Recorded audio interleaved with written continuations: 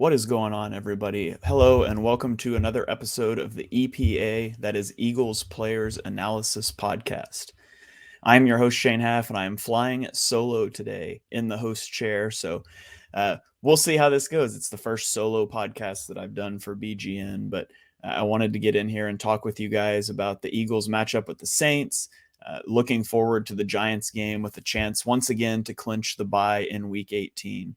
But before we get into all of that, I wanted to take just a moment and talk about what happened on Monday Night Football, the Damar Hamlin injury. I'm sure a lot of you guys were watching the game. I know I was watching, and I've never seen anything like that happen before. I know there's been serious injuries in NFL games that I've seen. I know there's been an event or two like this in other sports, but not in anything that I've ever been watching. And I don't know if you guys listen to Jason Kelsey and Travis Kelsey's podcast, New Heights, but they did a video and they talked about how they play football to get away from real life. And I know a lot of people, myself included, we watch football to get away from real life. And so when a really serious issue crosses over into one of your hobbies, it's hard to know how to process that and respond to that. The Bills put out a tweet this morning that I'm sharing here on the screen. If you're watching on YouTube, you can go find it on my timeline if you're just listening. But it said, per the physicians caring for Damar Hamlin at the University of Cincinnati Medical Center, Damar has shown remarkable improvement over the past 24 hours. While still critically ill, he has demonstrated that he appears to be neurologically intact. His lungs continue to heal, and he is making steady progress. We're grateful for the love and support that we've received. And so that's obviously great news. It's, one of the best possible outcomes that people could have hoped for, that people have been praying for since that injury happened. And there were reports coming out during the game that the NFL said they were going to put players back on the field, take 5, warm up, let's get the game going. Later that was refuted. I don't know what's true. I don't know what happened there.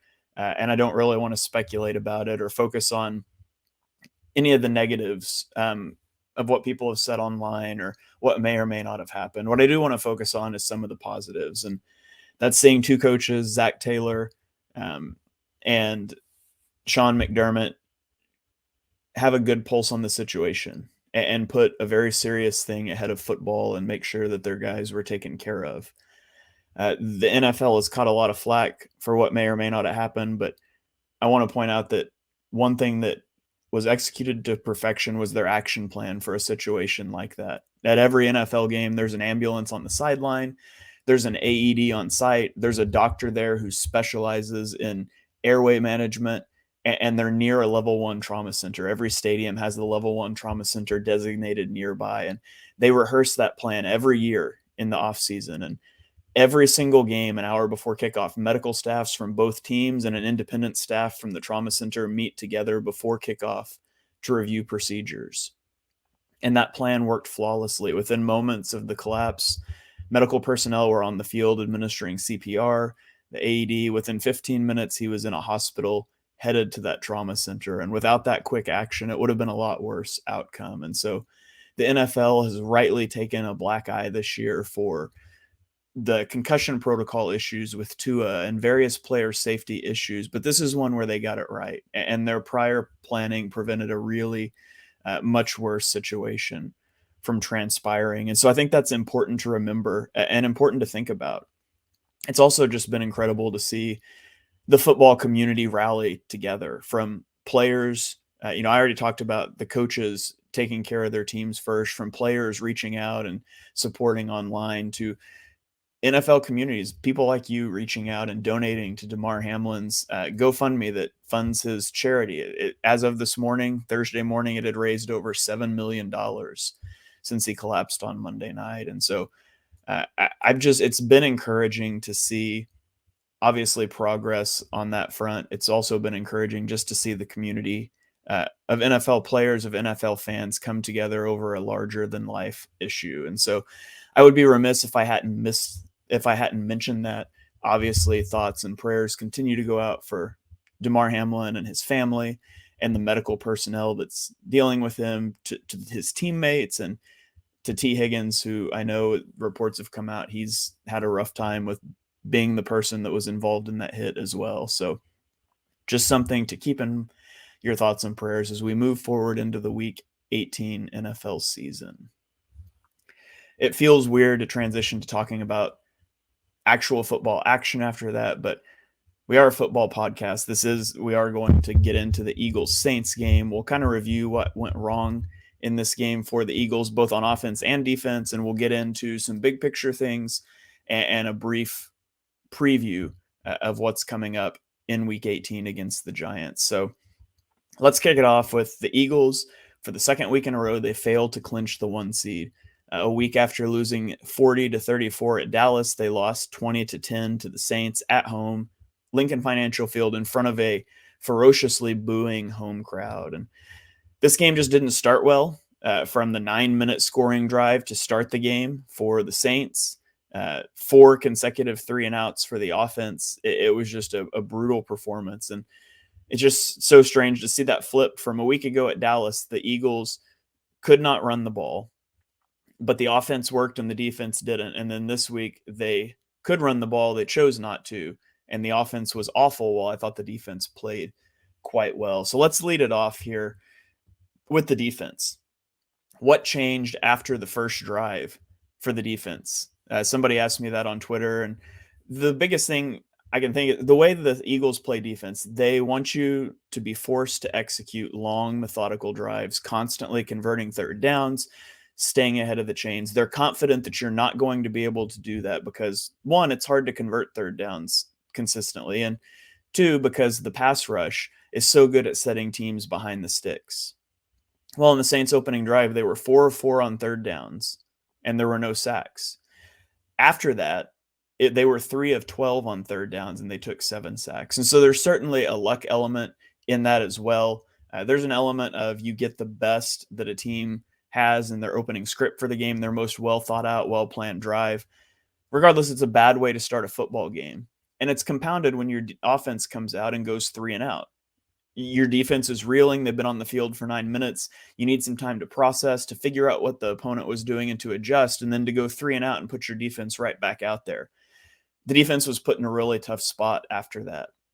And I thought they did pretty well. They only allowed, after that first drive, they only allowed 6 points. Obviously, there was a pick 6 at the end, but they allowed 6 points and 23 yards per drive after that opening drive. And so I thought the defense played pretty well. The biggest takeaway for me that is long-term from this game is that the Eagles defense has a Kyzir White problem. Over the last 2 weeks, he's been targeted 10 times. He's allowed 8 receptions for 109 yards and a 112 passer rating. Now, he hasn't played like that all year. In the 5 games prior, he'd only allowed 114 yards. And his play has tailed off a little bit, maybe not reflected in the yardage before that, but he's certainly playing at a worse level than he has been. And it makes you wish that the Eagles had put Nakobe Dean on the field a little bit more earlier in the year. I think it's too late now. He's only played 34 snaps all season, most of that in garbage time of 1 game. He's a third-round rookie, and I know he's very smart, but so much of the Eagles' defense is based around communication and knowing what your teammate is going to do, when he's going to pass a route off. And if you insert a new guy into that, and now all of a sudden we're guessing what he's going to do, you can have a problem. And so I do think it's too late to make a move to Nakobe Dean, but I do wish that he had gotten some more time. And I think Kyzir White's issues have also been magnified by Avonte Maddox being out, which might not make sense because Avonte Maddox is a slot corner. How does that relate? But so much of the coverage it's just all tied together. And now Maddox is out. And so you've got to be a little more concerned about the slot. And so now Kyzir White's a little more exposed across the field. And it's just a compounding problem. Hopefully it helps when Chauncey Gardner-Johnson comes back. His 21-day practice window was activated, as was Robert Quinn's, which is a big deal, especially with the Josh Sweat injury that I didn't even touch on, but another very scary situation in the first quarter of the game when Josh Sweat went down and was taken off on the cart. He was later released from the hospital that evening, and Nick Sirianni said he's day-to-day, and he's already badgering Nick to get back on the field. So we'll see what happens there. But Robert Quinn coming back, although he did not play well, it is important if Josh Sweat were to miss time just in terms of depth because the Eagles are getting pretty thin there. But I put out on Twitter the issues that Kyzir White has been having in coverage, and a lot of people wanted to point the finger at the defense and say he's on slot receivers, nobody's going to win that, and he's just being put in bad positions. And that's not really true. That's not how a quarter style defense like the Eagles run works. He in the last 2 weeks, of those 8 receptions, only 2 of them have been against slot receivers. It's largely tight ends and it's running backs that he's just not covering. And even those slot receiver reps, a lot of times it's him not carrying a target vertical far enough to hand it off to a safety. And so there were instances in this game that I thought he did not carry deep enough, and Marcus Epps was probably a little late to dive down as well. There's just some exchange problems there in the intermediate middle area of the field, and it's been a problem for the Eagles defense throughout the season. People have really liked to complain about the Eagles playing too much soft zone, and that's just it's not an accurate understanding of what the Eagles do on defense. Like, first of all, per Sports Info Solutions, the Eagles ranked 22nd in zone rate this season. So 21 teams are calling zone more often than the Eagles are, and that includes the pattern matching zones, which is what the majority of the Eagles zones are. Most of the Eagles zones, they play out like man coverage. It's you're responsible for this receiver if he goes vertical, and then if not, you drop into a zone. It's sort of things like that. It would be similar. We've all seen the zone man splits from the Cowboys game with Dak, 24-24 against zone or whatever. Well, it'd be similar to calling cover one man, where everyone's in man coverage and you've got a safety deep in a zone, to calling that zone. It's just not the clear distinction that people think it is. And so most of their coverages, they pattern match, and their EPA per drop back in zone, it's far better than it is in man. And so it's just the style of defense the Eagles run, but they're having exchange problems in the middle of the defense. And a lot of that problem comes from Chauncey Gardner-Johnson being out. That's the safety, one of the safeties you're handing those vertical patterns off to. And it's Avonte Maddox being out. And so you've got to be a little more concerned about that side of the field. And so I don't think there's a remedy. I don't think help is coming in the form of Nakobe Dean. I would like to see him try to do things a little more creative with Kyzir White. If you have a guy struggling in coverage and you know he's in coverage in this spot and you can go beat him, maybe you put him on the line mugging some A-gaps and you rush him sometimes, or you bail him into a different zone than expected and you just try to confuse things. I would like to see a little bit more of that if he continues to struggle, but the idea the Eagles should just straight up play man coverage, that doesn't make sense to me, especially as well as they've done communicating in their zone exchanges throughout the season. Because you think about it, if you're a quarterback and you see Kyzir White, let's say you're the 49ers, you see Kyzir White on George Kittle, man, I'm going to take that matchup all day, every day in man coverage. But now all of a sudden, like, I just know before the snap, if it's man coverage, I'm throwing that because Kittle's going to win. But if it's zone coverage, if it's pattern matching, all of a sudden it's man coverage. Kyzir White's on George Kittle. Oh, wait, now he's not. Now a safety is. And you have to read those things out after the snap. So that pattern matching, it complicates things for a quarterback. And so I know people get frustrated with it sometimes, but the reality is the Eagles defense has been very good. And I do think the biggest issue, aside from injuries right now, which is certainly a big issue, Chauncey Gardner-Johnson's coming back.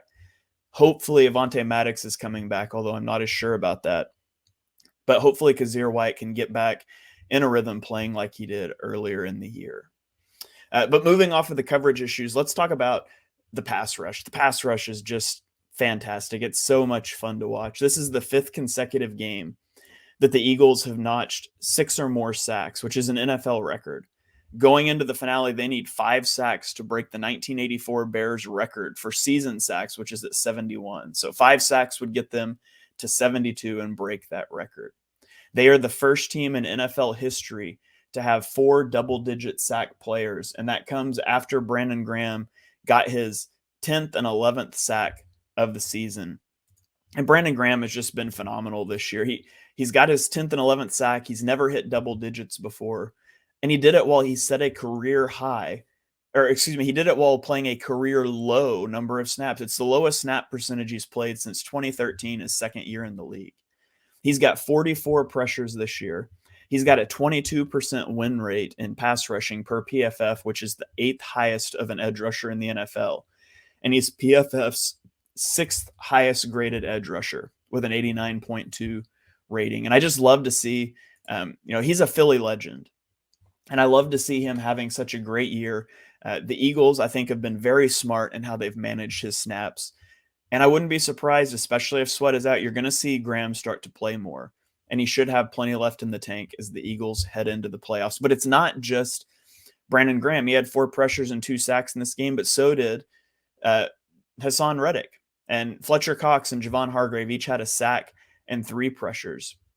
As for Hassan Reddick is now ESPN put out a metric that's created sacks. So even if you're not the person who gets the sack, if you forced him into somebody else, you get credit for the created sack. And in terms of created sacks, he leads the NFL with 18.5, and second place is like 15 or 15.5. He is 3rd in pass rush win rate among edge rushers. He's the 5th highest graded edge rusher.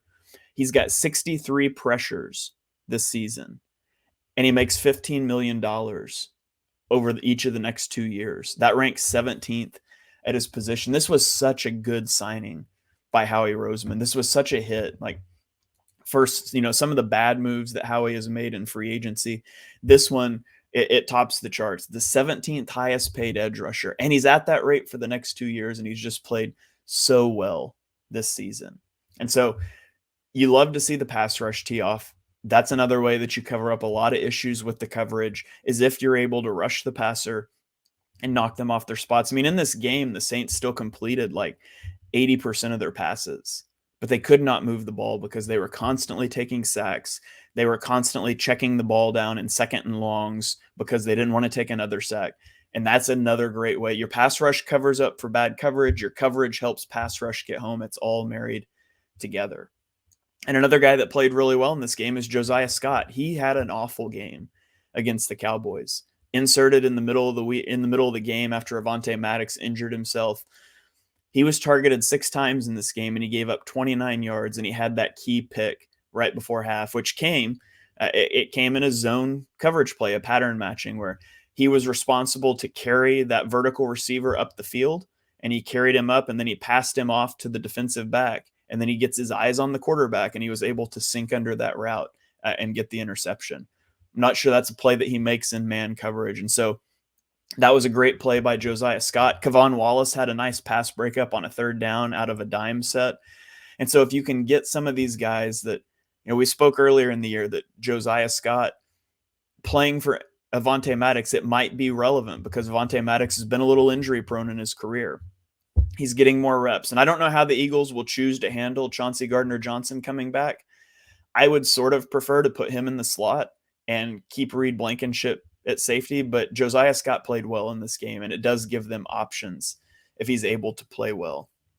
The last note I'll give on the defense before we move on to the offense is that I've seen a sentiment online that the Eagles, after halftime, they played a lot of man coverage, and that's why they were able to lock the Saints up, and they just need to play more man coverage. And that's just not borne out on the All-22 film. The Eagles only played straight man coverage on about 23% of their snaps against the Saints, which is actually below their season average of 28%. The pass rush was just better. They did a better job of passing the routes off, and you see that compound. And so hopefully the Eagles are able to do that, obviously against the Giants, which we'll get into, and as they get into the playoffs. But let's take a deep breath and let's talk about the offense, because the offense was horrendous in this game, right? They got their first down with less than a minute left in the first half. I think it was 11 seconds. They were outpossessed in this game 25 minutes and 50 seconds. Think about that. 22 minutes and 50 seconds out of 30 minutes. The Eagles only had the ball for 7 minutes and 10 seconds. It was just a travesty of a performance from the offense. And I thought the approach was bad. I thought the execution was really bad. I mean, when that much stuff goes wrong in a game, there's so much blame to go around. But you think about the first drive, they come out in the first play of the game. It's a play action pass, and you've got Miles Sanders trying to block a linebacker off the edge. And at least it's a linebacker this time, because they've asked him to block defensive ends before. The strip sack against the Colts comes to mind, the first play of the second half. I don't know why the Eagles are so committed to these shot plays to start games or halves. But the Eagles come out. Miles Sanders blows the protection. He just gets railroaded by the linebacker. He's just not good in pass protection. That's just not something that you can do. And so they do that. Now you're behind the sticks. The second play of the game, Gardner Minshew takes another snap or another sack. And this one's the most egregious. I put out an all 22 piece on my YouTube channel. You can check that out at Shane Haff NFL. I clipped it up onto my Twitter timeline too, each sack individually. But on this one, the Eagles motion to a 4-strong, 4 receivers on one side of the field, 1 receiver on the backside. And when they motion the running back out of the backfield to create a 4-strong, no one moves with him on the defense. You can go rewatch this play if you want to. Nobody moves with him. And so what that indicates is you are in zone coverage. You're facing a zone coverage. And against a zone coverage, you should immediately go to the strong side of the field because that's where you have the numbers advantage. And it's cover 2, and they have a receiver that's condensed that runs a dig route, a deep end route. He's running right at that middle or that half field safety, and he forces him to stay to the middle of the field. And you've got A.J. Brown runs a vertical route down the sideline. He's wide open. His hand is up. Like if you hit that pass, you for sure convert a first down on the second play of the game instead of with 11 seconds left in the half. I don't know that it would have been a touchdown. Safety probably gets an angle over there, but it would have been a big chunk play. Think about how that changes the game. If you get that first down there, if you give your offense some rest. But alas, he doesn't see it. He takes the sack. And he took 6 sacks in this game. Cam Jordan had 3 sacks, which, by the way, shout out to Cam Jordan. Those 3 sacks gave him the New Orleans franchise record at 115 and a half sacks. He's been a great player for them for a long time. But I really didn't think Jack Driscoll was that bad. There were reps where he got bullied pretty badly. There were some reps where he played really good, particularly in the running game, but he was also good in pass protection at times. I thought he was more than adequate. Go watch the sack video that I put up and just ask yourself how many of those sacks don't happen if Jalen Hurts is back there. And I kind of think not very many of them do. And so I saw a lot of blame for the offensive line. I thought the offensive line was fine in terms of protection. The penalties were really bad. You can't be having penalties like that. And even Jason Kelsey, I talked about this on the post-game show, being 6 or 7 yards downfield blocking on a play action play. You just can't do that. That's shooting yourself in the foot. But in terms of protection, I thought that they were fine. I really thought the bigger issues were Gardner Minshew played awful, and the Eagles coaching staff put too much faith in him. And I think it was because of how the Cowboys game went. You put up 34 points, and 7 of that was a pick 6. You put up 27 points offensively, but you never punted. There were 4 turnovers, 2 fumbles, 2 interceptions, but you never punted. You moved the ball well. I think the Eagles thought that they were going to be able to move the ball however they wanted to in this game as well, and they were too slow to adjust. In this game, the Saints played a light box on 70% of the snaps, and the Eagles just didn't run the football. They came out the second drive, and they gave it to Sanders 2 times for 9 yards, and then on a 3rd and 1, they took him off the field and ran like a little RPO rollout where they left Cameron Jordan unblocked with a non-mobile quarterback, and you just can't do that. Miles Sanders, I thought, ran well when he was in the game, but he only played 22 snaps. It was the lowest of the year by a wide margin, including games where they pulled the starters. I don't know if it was fear of injury. He was obviously didn't practice early in the week, was limited later in the week before being a full participant Friday with a knee injury. He was wearing a brace. If you were worried about him being injured, Trey Sermon should have been active. And as you watch the game, you have to ask yourself, do you feel better about your backup quarterback moving the ball right now? Or do you feel better about your backup running back doing it behind this offensive line? And I think the answer would have clearly been the backup running back. And I'm not normally a run the ball guy.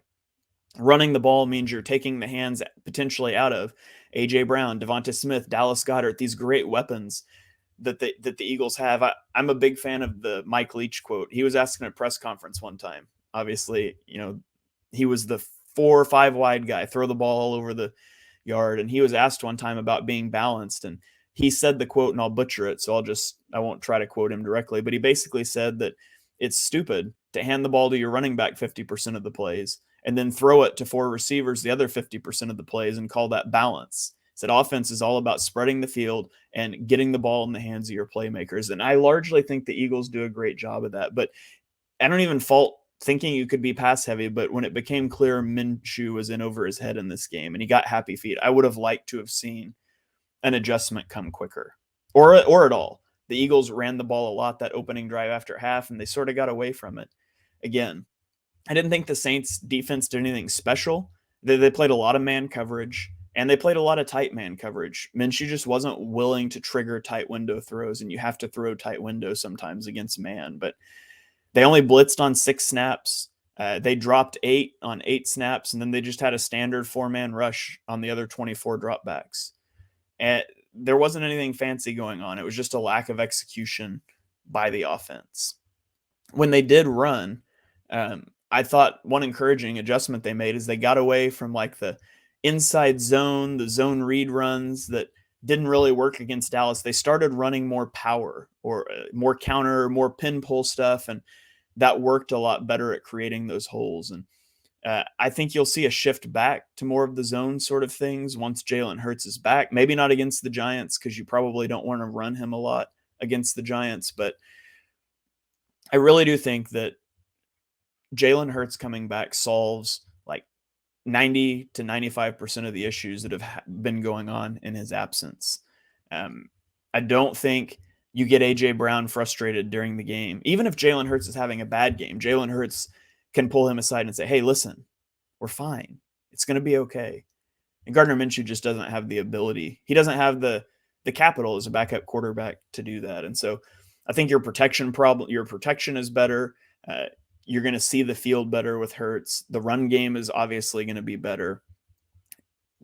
Staying on the field for more than 7 minutes in the first half is going to make the defense better. So I'm not concerned. I don't think you guys should be concerned. I do think the Eagles are going to be just fine.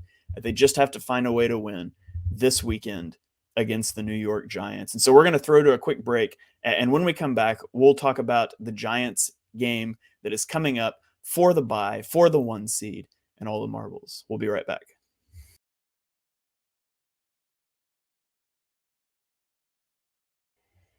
And we are back here on the EPA podcast again, talking about the Eagles-Giants game coming up this weekend. It will be for the 1 seed. If the Eagles win, the struggles of the last 2 weeks will be forgotten. They'll be the 1 seed. They'll get a bye. They get a week off to hopefully get people healthy.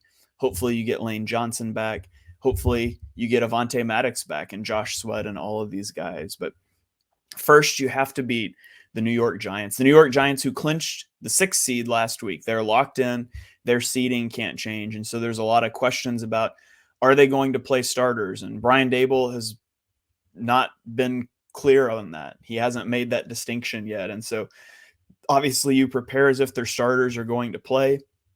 If I was Daboll, I don't think I would play starters, but I wouldn't play them for very long. The routine, the rhythm is so important for an NFL team. And yeah, you're probably not going to be a Super Bowl team, but hey, they won a Super Bowl as a wild card team against an undefeated Patriots team before if they get hot at the right time. This is a team that's playing a lot better right now than they were a month ago when the Eagles blew them out. And so Saquon's playing better. Daniel Jones is playing better. He's limiting mistakes. But I do think, if I was Daboll, I'd probably get the starters in for like a quarter, maybe a half, and get them out and get ready for the next week. But regardless of what they do, the Eagles have to be ready to play. And it's starting to look like Jalen Hurts is likely to play. Nick Sirianni said that he was close to playing last week, but didn't make it. And the return of Hurts would obviously be huge for this offense. I posted on Twitter earlier this week, just the Eagles' offensive EPA split out by quarterback. And their EPA per play when Hurts is on the field is 0.179. With Minshew, it is negative 0.102. Their dropback EPA drops from 0.203 to 0.007. Their rushing EPA drops from 0.142 to negative 0.417. You can look that tweet up if you want to see the numbers for yourself. But if you want to know what that means, basically the offense saw a drop-off of 157% in EPA per play with Minshew under center. They saw a 62% drop-off in passing EPA and a 34% drop-off in rushing EPA. And so Hurts back is obviously huge for this team. It's crazy that missing 2 games might have bolstered his MVP candidacy, but it should have, because this offense was a disaster last week and very turnover prone the week before. without Jalen Hurts. So for the Eagles offense, as you think about their offense against the Giants defense, the defense bases at a 3-4. And so you're probably going to have some more stacked boxes. Now, if Hurts doesn't play, I would certainly stack the box and ask Minshew to throw the ball. But then they run a lot of nickel 2-4-5. They have a high first-round pick in Kayvon Thibodeaux, who kind of had a tasteless celebration and some remarks afterwards about Jeff Saturday after sacking and injuring Nick Foles. Regardless of what you think about Thibodeaux off the field, he's a very good player on the field that's coming into his own. And so I would imagine that the Giants will try to get Kayvon Thibodeaux rushing against Jack Driscoll. And that's something the Eagles are going to have to be ready for, whether that mean if Hurts is in, I don't think it's an issue because he's got better pocket management. But if Minshew is in, you might need to leave a running back in to help in pass protection there. The Saints were really good at isolating Cam Jordan one-on-one with Jack Driscoll, usually by lining up a linebacker over the right guard to make him pull to the left, slide that direction, and leave Cam Jordan on an island. So the Eagles will have to have a plan for that. The Giants do tend to play light boxes at a very low rate. Like I mentioned, they run a base 3-4 at a pretty high rate. They only have a light box on 40% of the snaps, which is one of the lowest rates in the league. 32% of the time, they run a 7-man box, and 29% of the time, they stack the box. And so this is a team that can be harder to run against. They want to make you throw the ball. And a lot of the reason that they stack the box is because they love to blitz. Wink Martindale, and I've mentioned this the last time we previewed the Giants, but he loves to run man coverage and blitz. He runs man coverage on 40% of the snaps, which is the highest in the NFL, and he blitzes at 39%, which is also the highest. He loves to blitz. He loves to run cover one man behind. He's the anti-Jonathan Gannon. Everybody in Philadelphia would love this guy until his defenses got lit up because he doesn't cover behind the blitz sometimes. But they run a one high shell on 57% of the snaps. And again, that's because they're not necessarily trying to hide what they're going to do. It's going to be a middle of field close coverage, and they're coming after the quarterback. Now, Hurts was getting better against the blitz prior to the injury, but one thing you really don't want to do if you put Hurts in this game is get him hit a lot. And so the ability to get the ball out hot, the ability to block up these blitzes is going to be huge. This battle in the trenches is the number one thing I'm watching for the Eagles offense against the Giants defense. Flipping the script here, the Giants offense against the Eagles defense. Like I mentioned, the Giants have played better. They're playing much better than they were when they played the Eagles last time and got blown out. Daniel Jones is just coming off of a game where he was 19 of 24 passing with 2 touchdowns, and he also rushed 11 times for 91 yards and 2 touchdowns. So he's a dual threat. He is sneakily very athletic. And he's not the type of runner Jalen Hurts is, but he's a very good athlete until he trips over his feet downfield and costs his team a touchdown. I'm not sure where we've seen that before, but anyways, I don't think he's going to play a lot. But Tyrod Taylor is the backup, and he's a very mobile guy as well. So you're going to have a plan to contain the quarterback in the pocket. Again, not that this is out of the norm for the Eagles, but they're going to run a lot of zone coverage in this game, and it'll pattern match. They'll get some man looks out of it, but you want eyes on mobile quarterbacks to make sure they're unable to escape.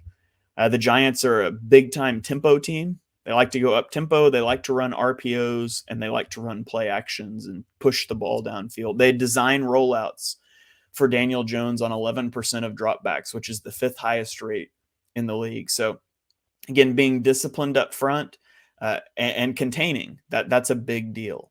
So that's something the Eagles are going to have to watch out for. They're also going to have to watch out for tight ends. The last 2 games against the Eagles, tight ends have 11 receptions for 154 yards. Now the Giants don't necessarily have a tight end that you're really scared of, but that is something that they're going to have to adjust as they head into a playoffs that are going to feature George Kittle, Dalton Schultz. There's some good tight ends that are in the league, and the Eagles are going to have to figure out how to cover that. So without knowing, there's a lot of unknown in this preview. Without knowing who the Eagles are going to play at quarterback, without knowing who the Giants are going to play at quarterback or most other positions for that matter, it's really hard to get a handle on this game to give you guys some really great in-depth preview stuff. But generally speaking, I would expect the Eagles to win this game. The Eagles are going to be obviously ready to go out and clinch that 1 seed. That bye is a big thing going into the playoffs. You're going to see Jalen Hurts hopefully come back and not be rusty and not take hits. I think the Eagles will take care of business. I don't think it's going to be super close because, again, the Giants don't have a ton to play for, and I really don't anticipate them playing starters into the fourth quarter of this game. So I'm going to pick the Eagles to win this game. I'm going to cop out and not give you guys a score just because we don't even know who's going to play. But I'll say the Eagles win. They're going to be the 1 seed, and that would set you up with a scenario where your likely matchup, I won't say likely matchup, but your most likely matchup is probably the Cowboys as the 5 seed, who would knock off the Buccaneers as the 4 seed. So you could have Eagles Cowboys in the divisional round of the playoffs, which I'm not gonna lie, that would be a lot of fun. I think it's 2 great teams that have not faced each other at full strength this year. So that would be a fun matchup to see. But there's an outside shot that you could get the Giants, who are going to be the 6th seed. And if the Giants match up with the Vikings, who they almost beat a couple of weeks ago, I think they could win that game. Or whoever ends up coming out as the 7th seed, whether it be the Seahawks or it's slipping my mind who the other team in that race is, but could easily beat the Vikings if they make the 2 seed. So the Eagles will likely, if they win the 1 seed, they're going to play Dallas or whatever team matches up with the Vikings if they were able to pull the upset, or maybe it wouldn't be an upset after the last week in Minnesota. That's going to about do it for today's EPA, that is Eagle Player Analysis Podcast. I hope you guys enjoyed the show. I hope you're having a great start to the new year, and I hope that the Eagles will give us a better second performance to this new year than they did the first one. So thank you guys for listening. Make sure you follow me on Twitter at @halfandhalf_TPL. You can check out my YouTube for the all 22 breakdown that I referenced with the sacks at Shane Haff NFL on YouTube. Make sure you are subscribed here to Bleeding Green Nation, to BGN Radio, 5-star ratings and reviews. If you haven't done that, please go leave us those reviews. And I will see you guys on Sunday night on the post-game show live right after the Eagles secure the 1 seed and the bye. We'll catch you guys next time. Go Birds.